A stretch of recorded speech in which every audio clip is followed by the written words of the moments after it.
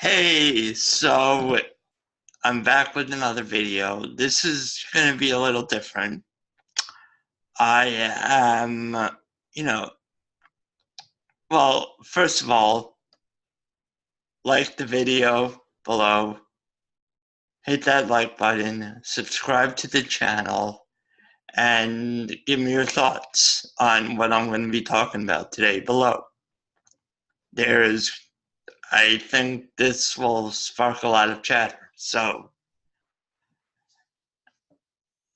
you know, today's New Year's Eve. Uh, which means 2019's ending, but it also means the decade of the 2010s or 10s, whatever you want to call it, is ending also. So, a bunch of outlets are coming out with their all-decade team. And I will be running down those teams and giving you my initial thoughts. And I don't really want to run, I'll give you my thoughts off the top of my head, but I'm not going to go too deep into what I think should be the right answer, what should, you know, it's it's up for interpretation. There's not really any right or wrong answer about this. So let's get started. So the I'm going to first be discussing MLB.com's list, and they decided to have two MLB lists, two, like a first team and a second team, sort of like how in the NBA at the end of the season they have first all NBA, second all NBA, like that kind of thing. So, you know, because there have been a lot of catchers over the decades, so, and a lot of good ones. And a lot of just first baseman, second baseman. So it's not really fair to come down and say you were the best, because most of these guys haven't had they haven't sustained excellence throughout a decade.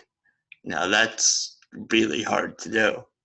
So the first team of the decade for MLB.com, they polled 73 voters who work in MLB.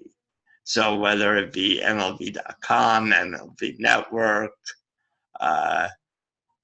just, I guess, analysts for the MLB Network.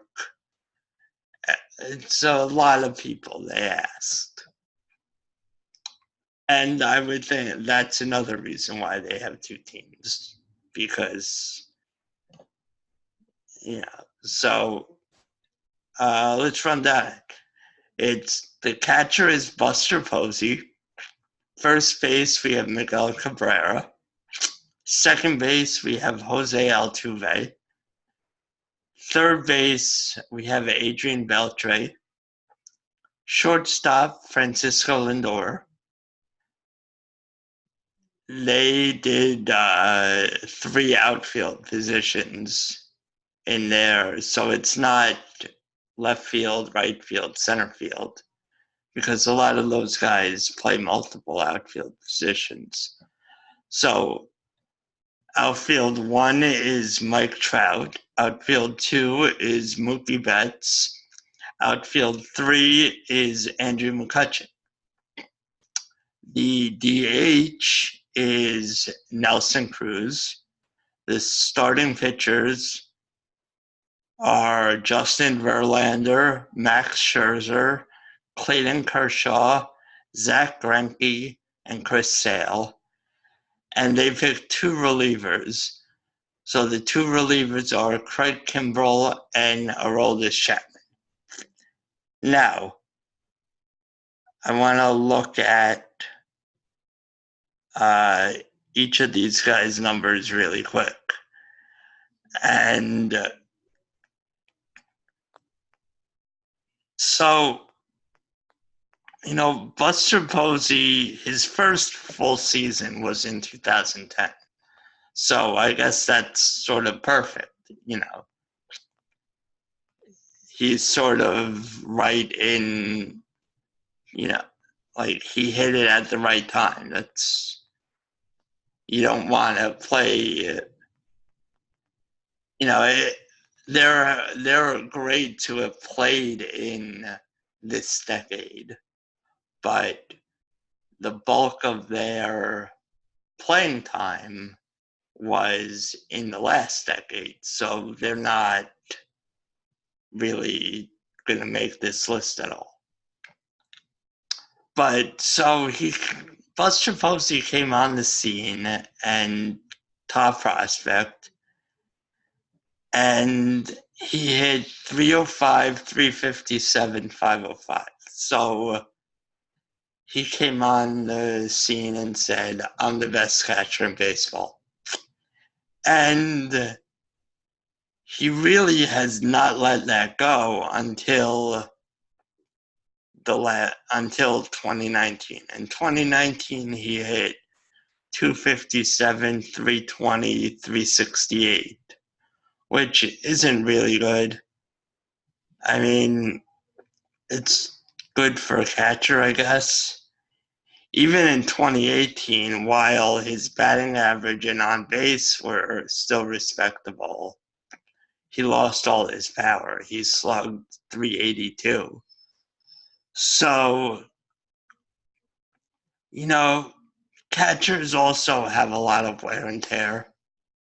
So they sort of have shorter windows.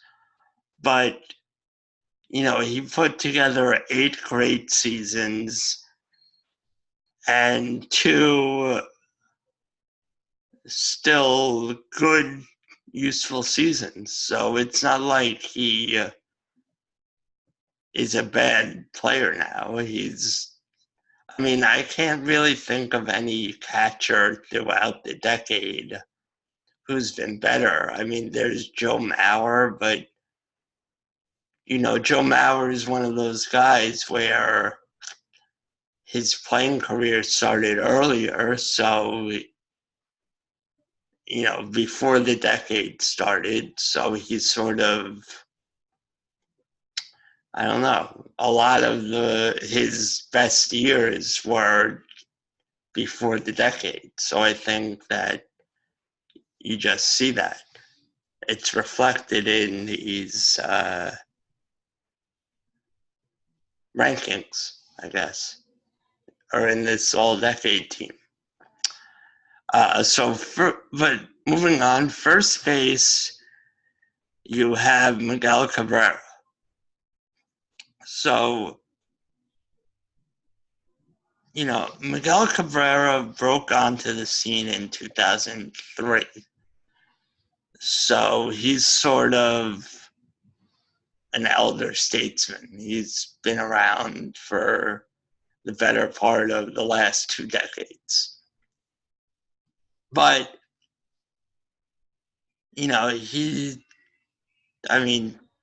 unless you're a catcher, you don't have the same wear and tear. And so where he really made a name for himself was in the 2003 postseason. And, while he was up, whatever, but then he burst onto the scene in 2004, hitting 294, 366, 512. And he never really looked back.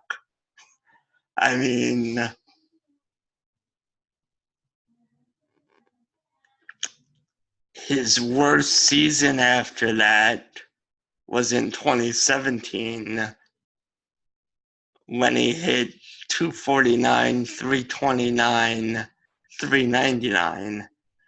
And I mean, he played 130 games, but he was also getting older and stuff happens. But other than that, the only time he hit under 300 between then was in 2008 when he hit 292, 349, and 537, which is still ridiculous. So I don't think there's any question that he was the best first. Although, well, but then we get back into the question of, Albert Pujols was unquestionably the best first baseman of the 2000s. But, ever since signing that deal with the Angels a few years ago, he's sucked. I mean, he has not been good. So I think that basically gives it to Miguel Cabrera. And, last season, I mean, he's starting to come around again, I think. What he hasn't been hitting for power, but he's still getting on base. And I mean, if it wasn't for his contract, I think someone would take him off the Tigers' hands. But he's another one of those guys that signed one of these massive contracts. But regardless, he's easily the best first baseman of the decade, in my opinion. Unless I'm just not thinking it. I mean, I guess there's Joey Votto. Maybe you can make a case for Joey Votto. Freddie Freeman, hasn't been around long enough. I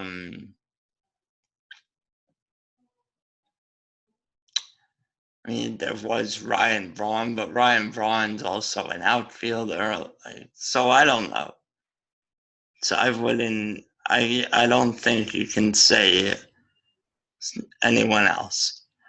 So this is where it gets a little interesting because the second baseman that they picked was Jose Altuve. Now, Jose Altuve, while his first year was in 2011, his first full year was 2012. And I mean, he's been really good. But I mean, I guess, I thought he started his career a little later. I didn't realize it was 2011. But yeah, I guess you can make that argument that he's the best. I mean, his career numbers are 315, 364, 463. He's hit 128 home runs. So he sort of, that's the thing. He came into his power in 2016 where he hit 24 home runs. He followed that up in 2017 with 24 home runs. In 2018, it looked kind of like a fluke with 13 home runs. But then he responded last year with 31 home runs. Now, we all know about last year. Last year, there was a juice ball. So balls were flying out of the park. Guys who had no business hitting 20 home runs were. So,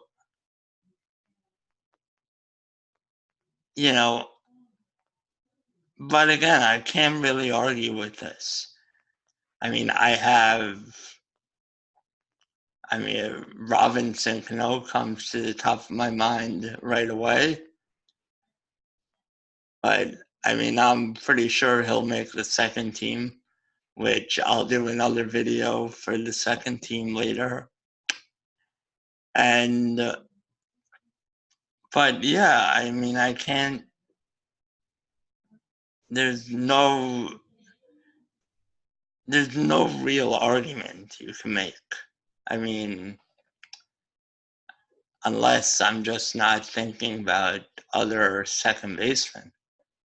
I mean, are there other, let me think.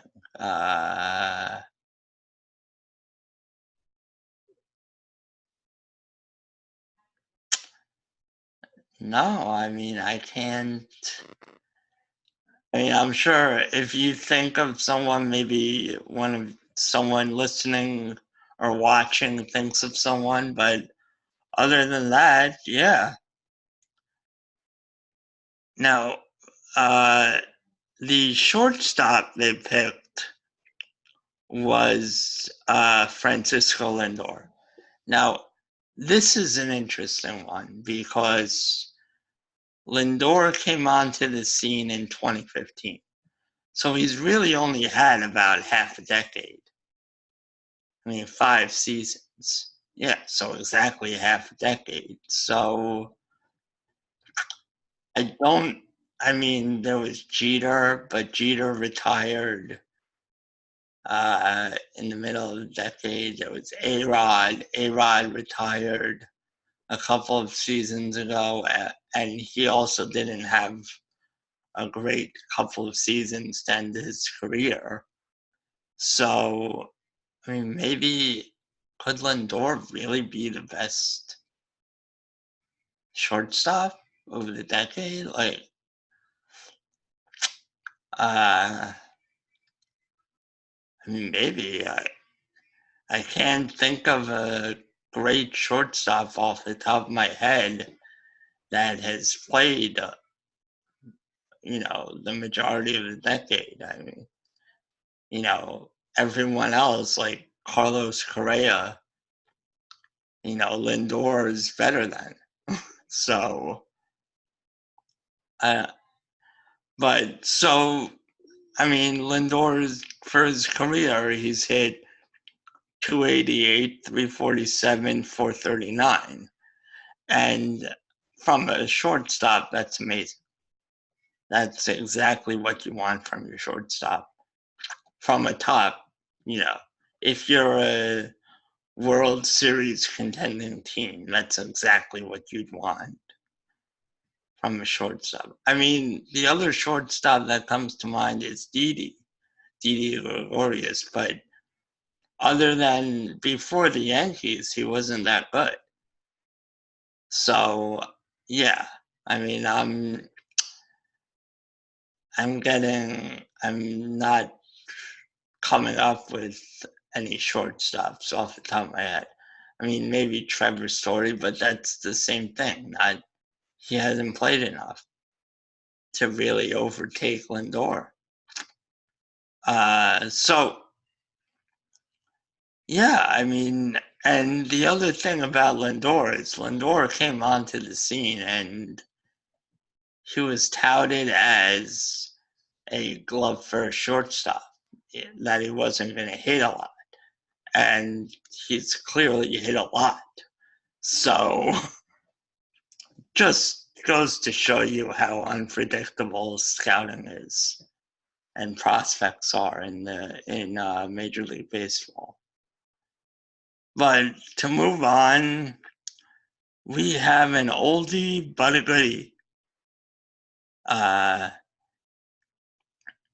For third base, they picked Adrian Beltre.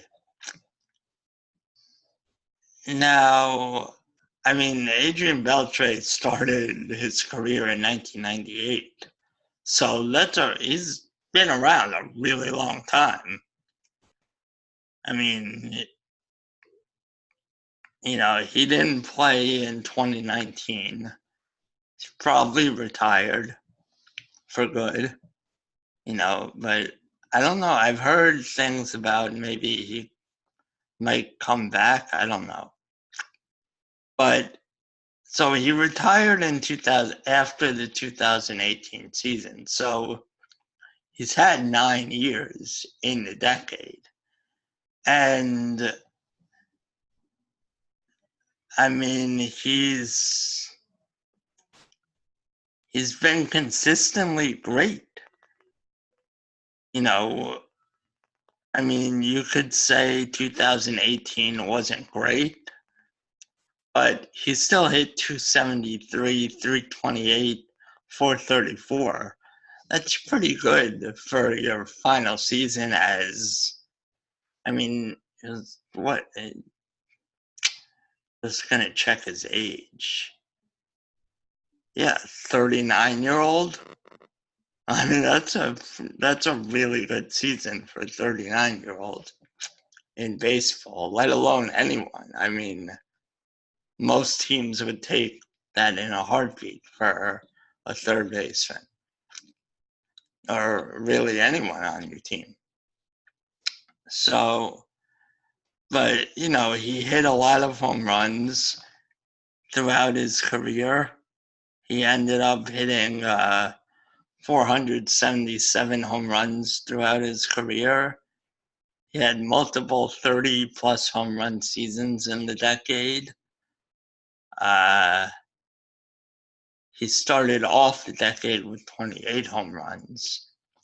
And other than that, he dropped below 20 home runs. But, he was getting to the end of his career. I mean, maybe there are other third basemen? Nothing pops. I mean, I guess maybe you could bring in A-Rod into the conversation because I want to say he had like 5 really good years in this decade. So, I mean, you could say that his numbers maybe over those 5 seasons trumped Beltre's 9 seasons, but I mean, that's up for interpretation. That's why these lists, you can't really say. There are many ways to approach a list like this. So, I mean, this one's a no-brainer. The first outfielder is Mike Trout. I mean, like, what can you say? This guy's a beast. I mean, he's had 3 seasons with an OPS over 1,000. I mean, that's insane. Most guys don't do that. The vast majority of players don't do that. And right now, his career OVP or his career OPS is 1,000.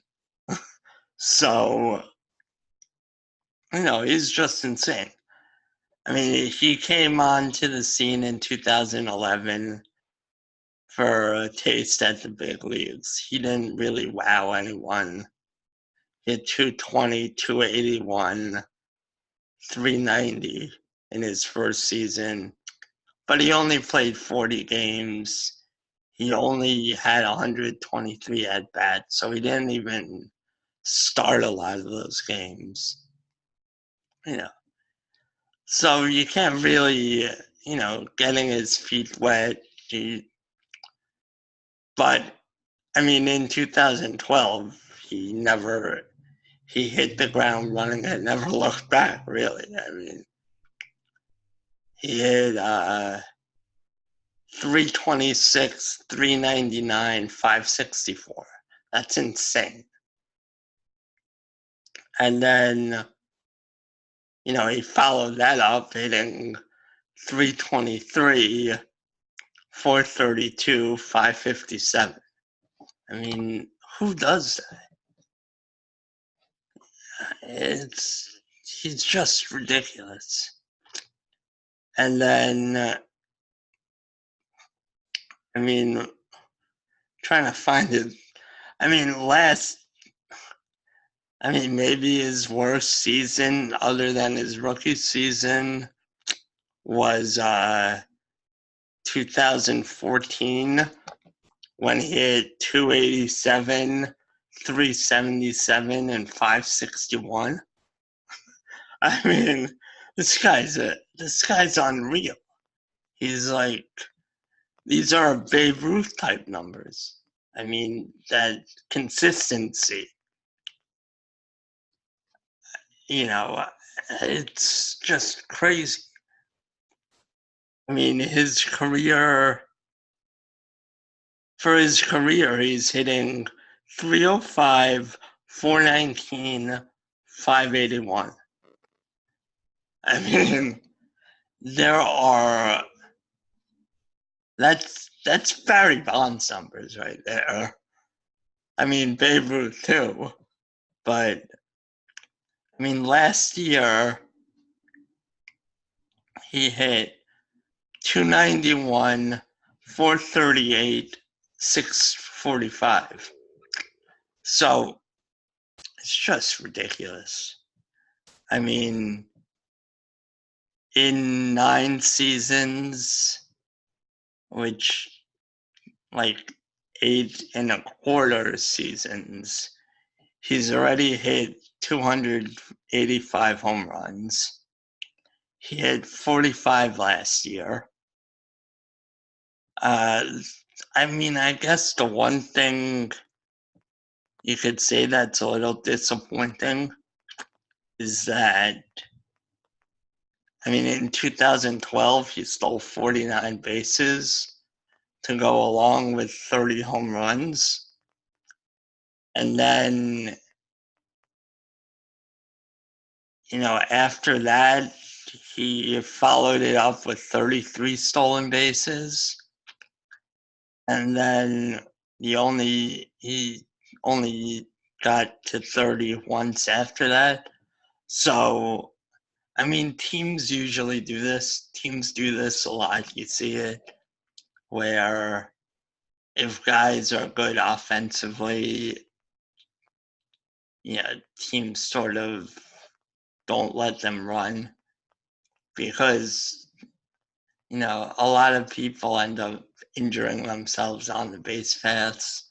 So, jamming their fingers. I mean, you saw that with like Brett Gardner. Brett Gardner's stolen base numbers dropped after the first couple of seasons. And I mean, quite frankly, it took away a lot of his value. But I mean, Mike Trout does everything so well, he doesn't need to steal bases. And, the Angels look to be competitive now. So we'll see. The next outfielder they selected was Mookie Betts. Now, Mookie Betts started his career in 2014, and he played a little less than half a season, 52 games. He like Trout in his first season, he didn't start a lot. He only had 189 at-bats. So, usually starters have 4 times the at-bats, more than 4 times the at-bats or around 4 times the at-bats that of games they started. So, but he came onto the scene. He had 291, 368, 444, which was really good for, a rookie coming onto the scene. And I mean, it's really good for anyone. I mean, in 2018, he took off. He had 346, 438, 640, which is ridiculous. And then he followed that up with a quote unquote disappointing year. In last year, he had 295, 391, 524, which, I mean, isn't disappointing at all. But, I mean, I guess when you're coming off a year like 2018, yeah. So, I mean, we could use career totals for this. He had 301, 323, 301, 374, 519 for his career, which, I mean, those are Hall of Fame numbers. As long as he doesn't fall off a cliff, he's going to make the Hall of Fame. So, I mean, I can't really argue with this. I mean, there are a bunch of outfielders I consider. I mean, I haven't, like I said earlier at the beginning of the show, I haven't really. The point of this isn't to really say who I think should be over guys. But, there are 3 outfield spots, so there have been a lot of outfielders over the decade. So, and then the last outfielder they picked was Andrew McCutchen. Now, Andrew McCutchen's not the first person that jumps to mind when you think of greatest outfielders. I mean, maybe that's because over the last couple of years he's sort of taken a hit, but he hasn't been bad. So, we'll see. I think that wait, what? Didn't McCutchen play for the Yankees this year? Or am I not remembering that right? But, so maybe that was just in 2018? I don't know. But, I mean, he debuted in 2009. So you can pretty much take his whole career at face value.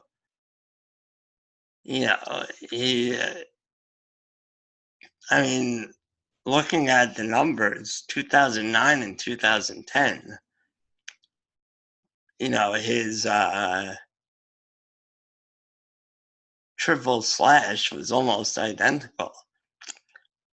He had 286 both seasons. He had 365 both, or on base percentage was 365 both times.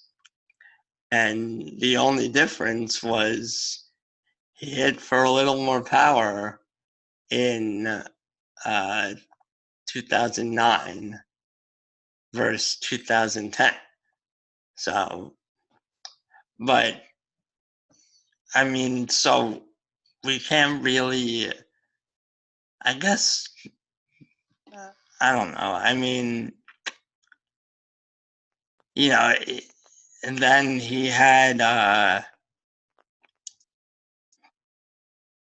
his last, I guess, truly great season was in 2015 when he hit 292, 410, or 292, 401, 488. And then after that, he sort of went downhill. But he still never had a bad season. His worst season was in 2016 when he had 256, 336, 430. So that's still really good. So, and then he bounced back with a 279, 363, 486. So he's been consistently good throughout the decade. And he's had some MVP caliber. I mean, he's had, you could say 4 MVP caliber years in this decade. So, there's not much to argue. He's definitely one of the top six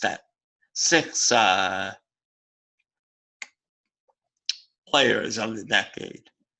Maybe you want to throw in like a Giancarlo Stanton, or, I mean, can't even really think of anyone else. So I don't know. This is another one that's, I think, when this name's surprising as the top DH, but once you think about it a little, he is, I think, probably the only DH that you could consider for the top spot. Because, Nelson Cruz, so it's Nelson Cruz. And he started his career in 2005, and he's up there in age. But, he's been consistent. He hasn't had, his worst year was in 2013 when he hit 266, 327, 506, which is still really good. Actually, his worst year is probably 2011, where he only had an on-base percentage of 312. And then maybe 2013 also.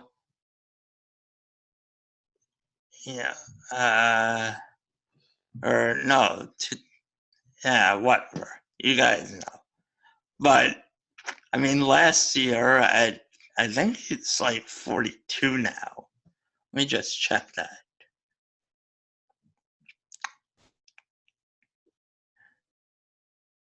Oh, no. What am I saying? He's 39. He was born in 1980. He's 39. He actually turned 39 in the middle of the season. So, at 39, he hit 311, 392, 639. I mean, 39-year-olds don't usually do that. I mean, that's what guys in their prime do. The best guys in their prime do. If they're lucky. I don't even think Mike Trout may have had a year like that. But other than that, it's insane. So I don't think you can really argue. The only other DH that comes to mind is David Ortiz. And he didn't really play a full decade. So I think it's a pretty easy nod to Nelson Cruz. I mean, the other advantage that these full-time DHs have is that not many teams have full-time DHs. So those guys get considered at their position. So, like, even though Giancarlo Stanton plays DH, he's, first of all, he played most of his career with the Marlins. And in the NL, they don't even have a DH. So that wipes out 15 teams right there, or 15 players for 15 teams, because there are more DHs and then, so yeah, it's not a very competitive position, really. So let's move on to pitchers.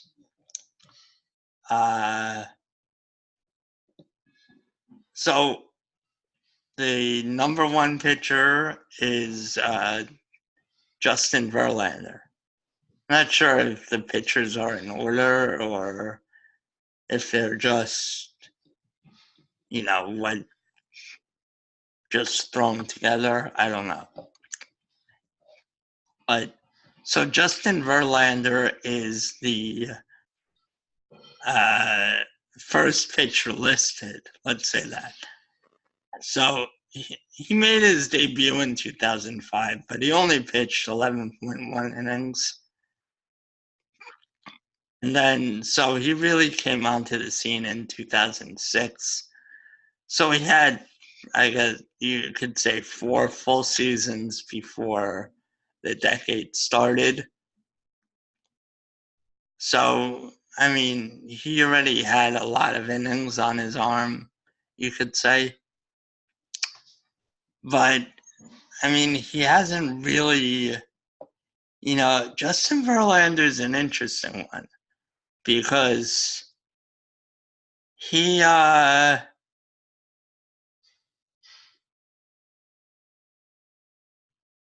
the,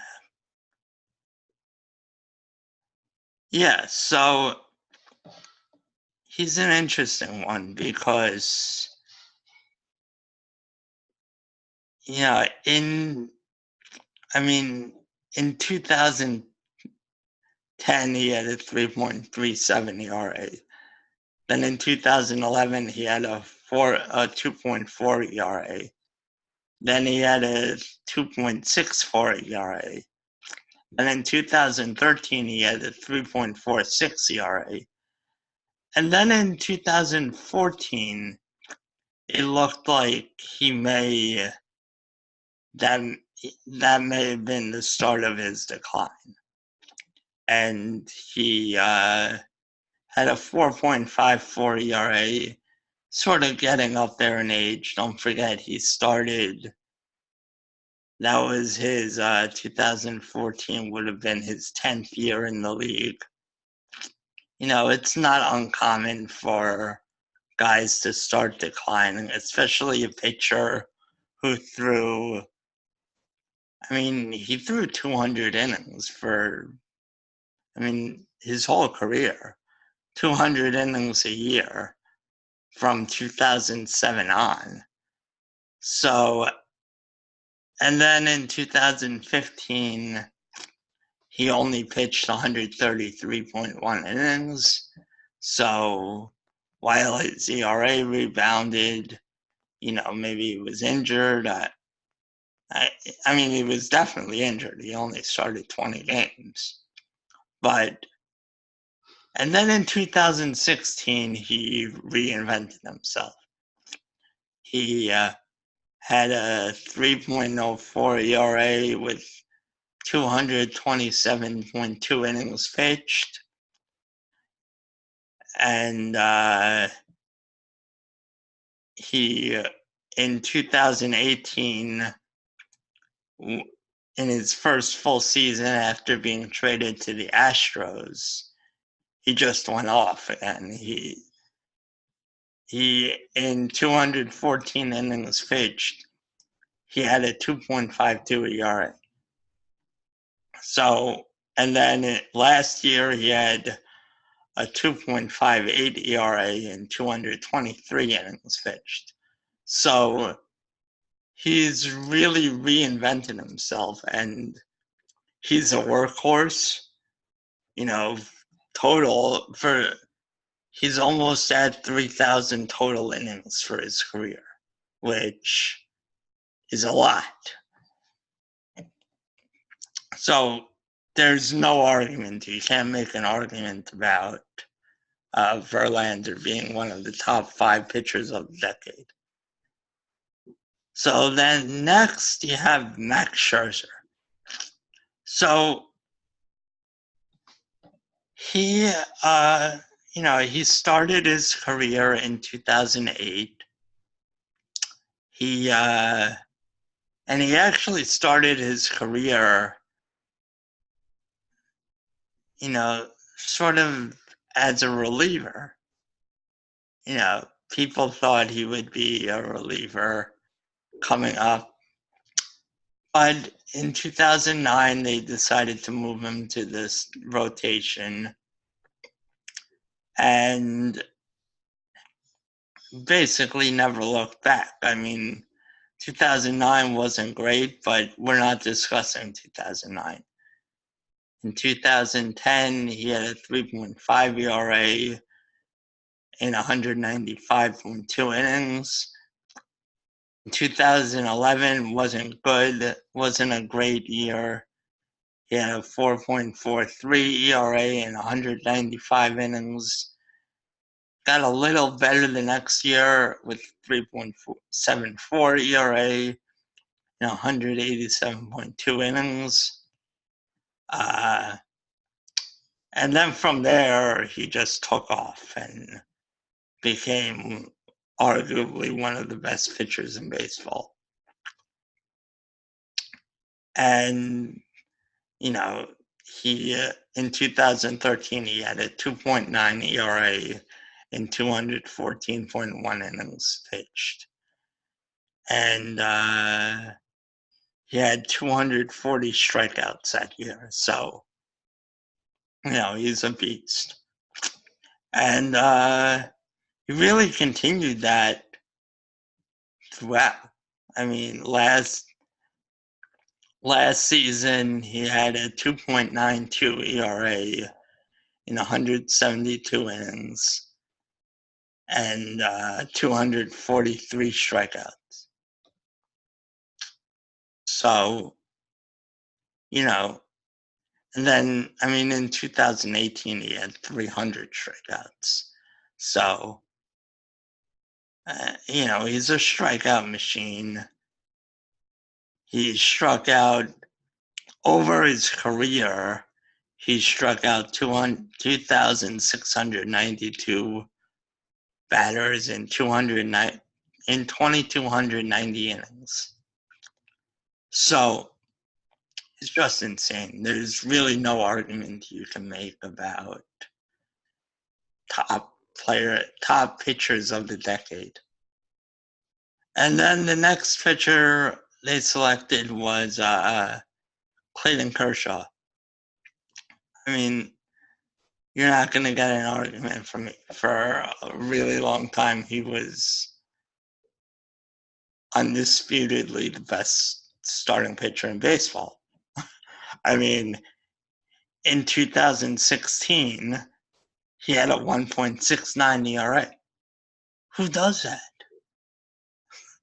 And that's after having a 1.83 ERA in 2013 and a 1.77 ERA in 2014. So he's had 3 years with a sub-2 ERA. It's just insane. And, he is getting older. He is, wow, yeah, not.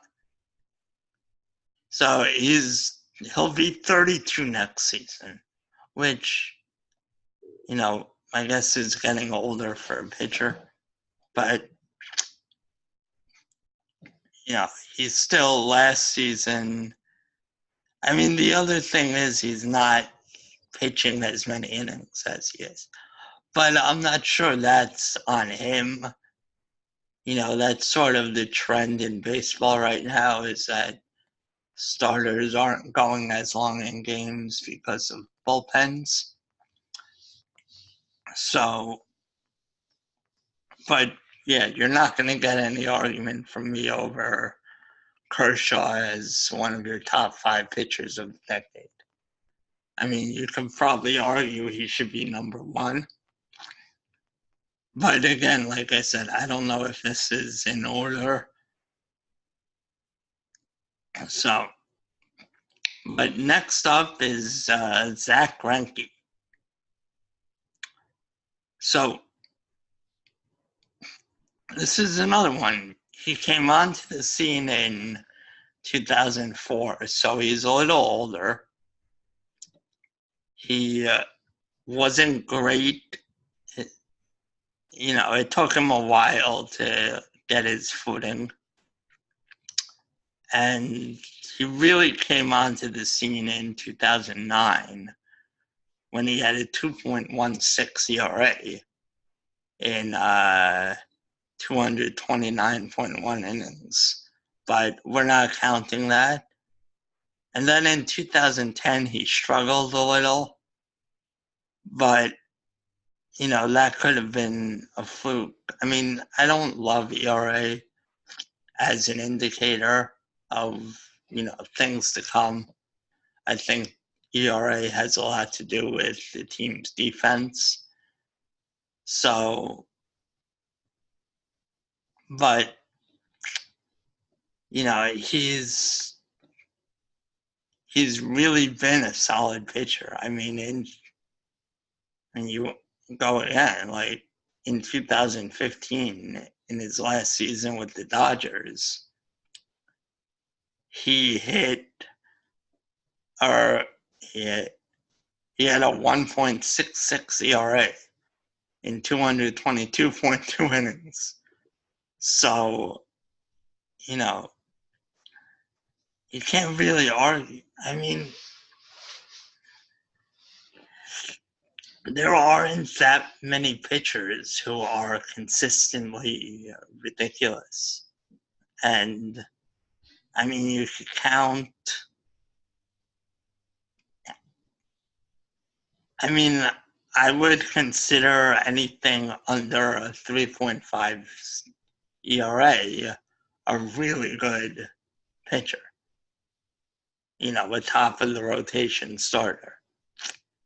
And so he's at 1, 2, 3, 4, 5, 6, 7.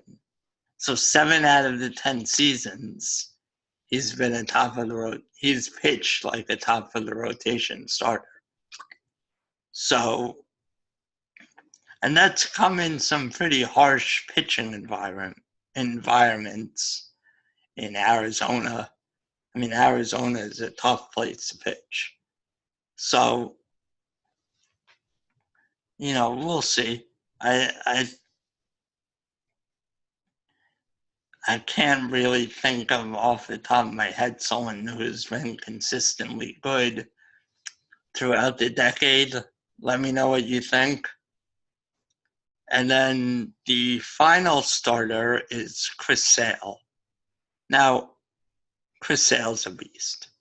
I mean, last season wasn't very good, but, this is another one where his first season was in 2010.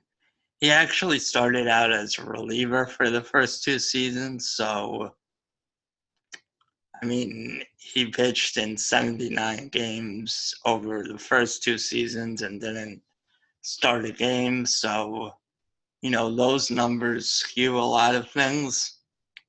But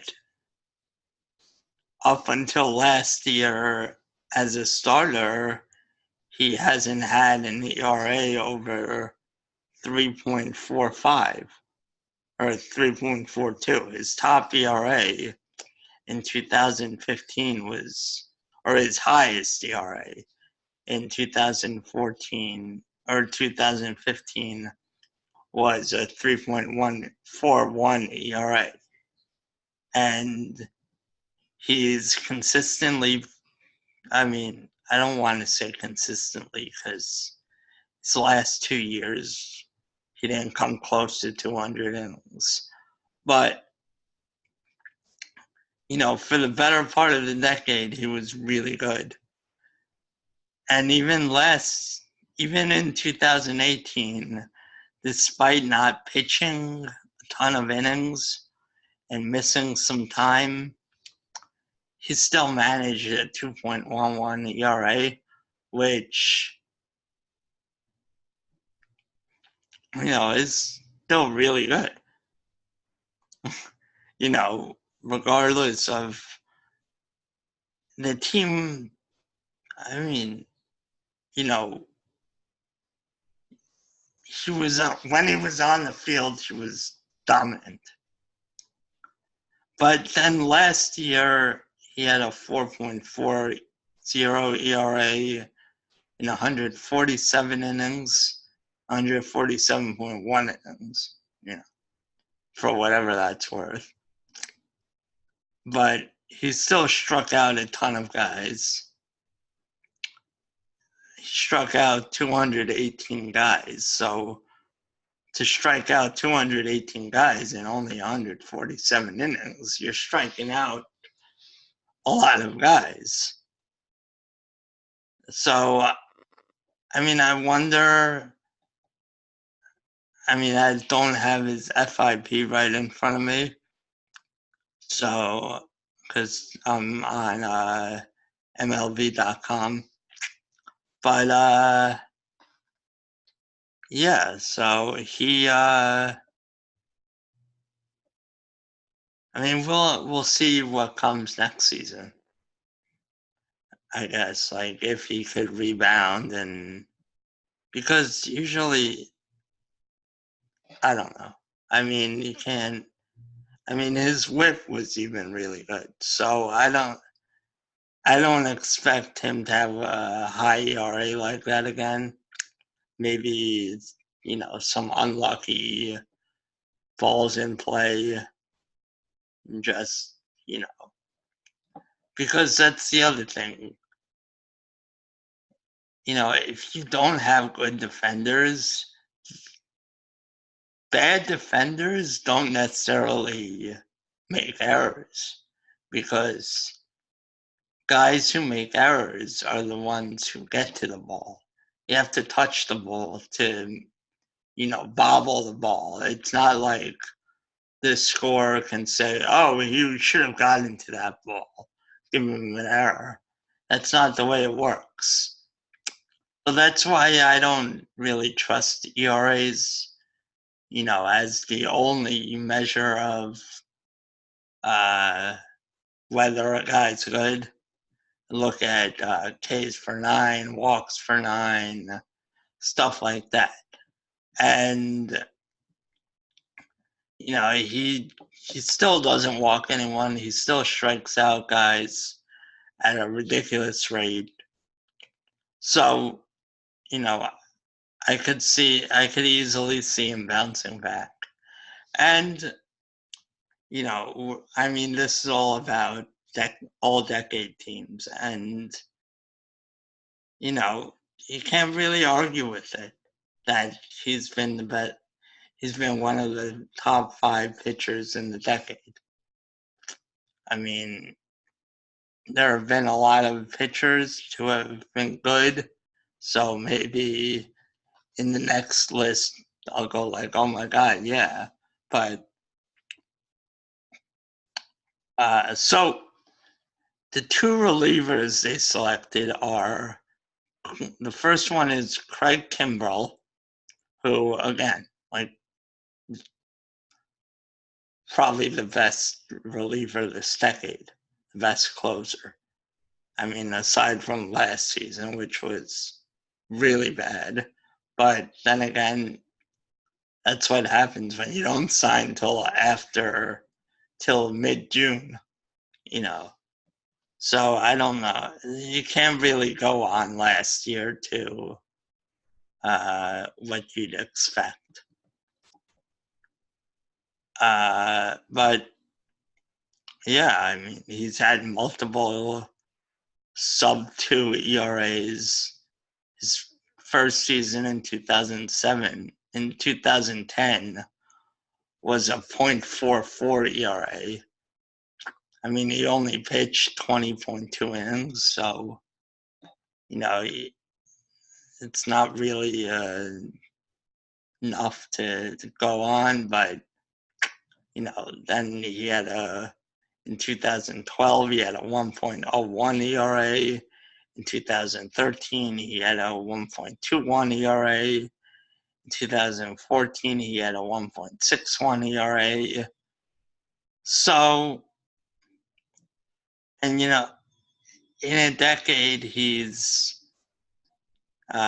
finished, or he's appeared in 565 games. So in 10 years, that's 56.5 games a season. So he's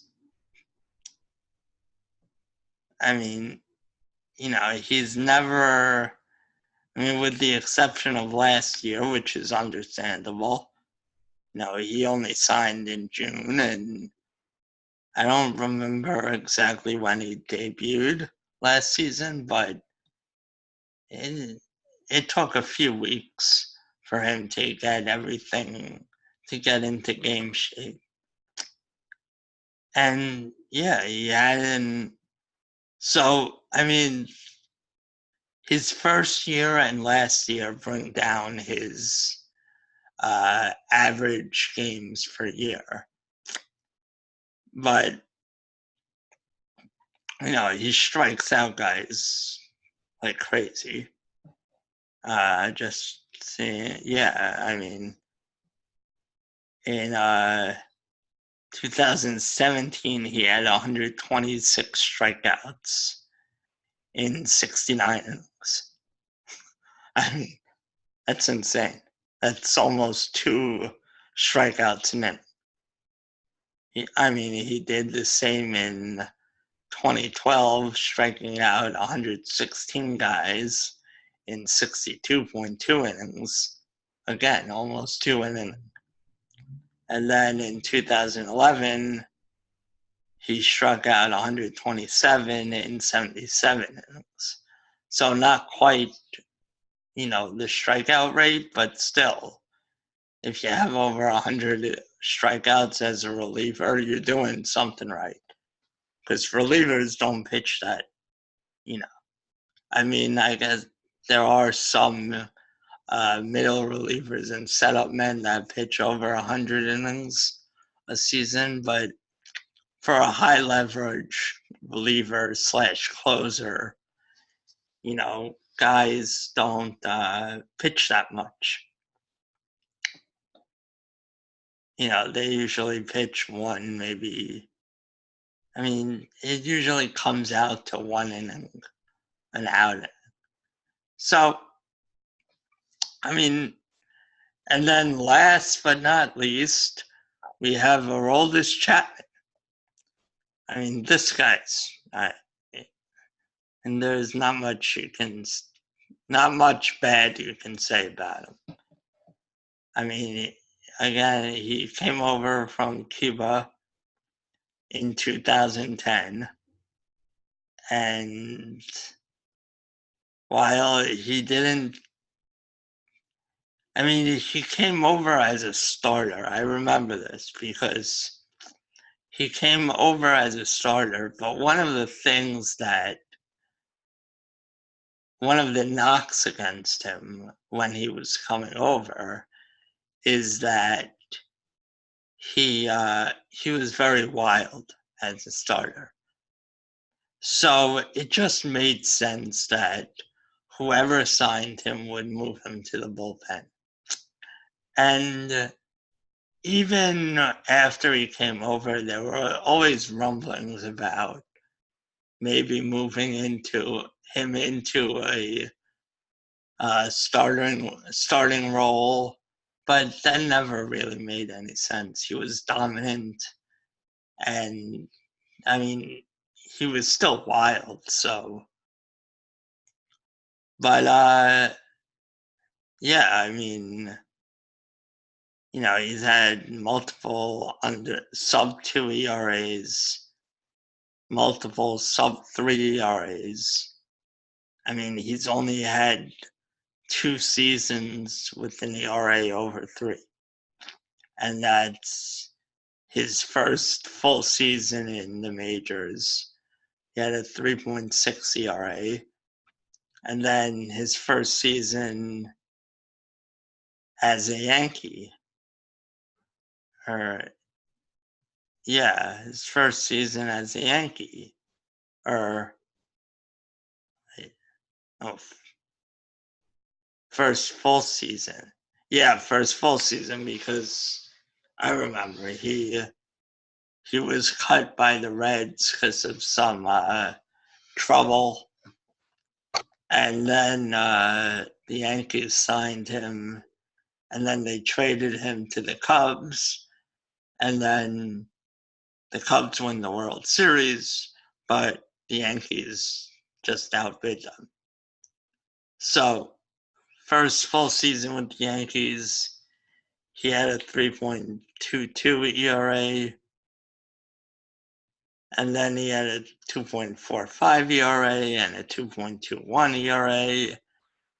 I mean, there's really no argument. The guy's been consistently one of the best closers in the game. I mean, my feelings, no, personally, I don't love Aroldis Chapman, but there's no arguing with the results of what he's done. I mean, my feelings about him are more about like moving forward. But yeah, off the top of my head, I can't really have, other than the Jose Altuve one, there's no one that I can really say there's much of a competition. So, but, I'll wrap this one up. It's been a long one, but, you're going through an all-decade team, so it's going to be a long one. And, yeah, so like the video below, hit the subscribe button, or I don't know, maybe that's reversed, I don't know. But so hit the like button, subscribe below, and give me your thoughts. What do you think? Let me know what your team would be.